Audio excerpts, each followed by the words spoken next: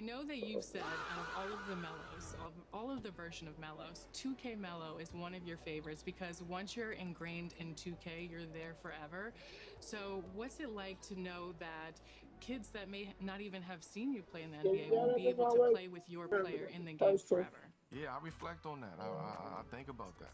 You know, it's a whole new generation. It's a whole batch of kids that's coming up who relies heavily on 2K. Now, I want them to understand what I played like and to be able to see and feel the story and be a part of the story, even though you weren't there. So I want you to, you know, have an opportunity to, hey, this is Melo and I want to add this to him. So, you know, just reimagining, you know, kind of my game.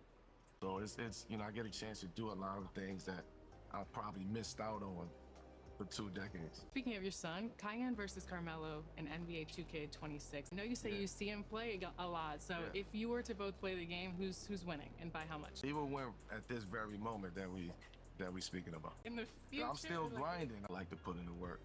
Congratulations on being inducted to the Basketball Hall of Fame. If you were to tell yourself as a kid what's going to happen, how do you feel? Oh no, like me heart stopped! Man, get out of here. You don't know Hall of Fame. It's just something that What y'all doing? it's unheard of.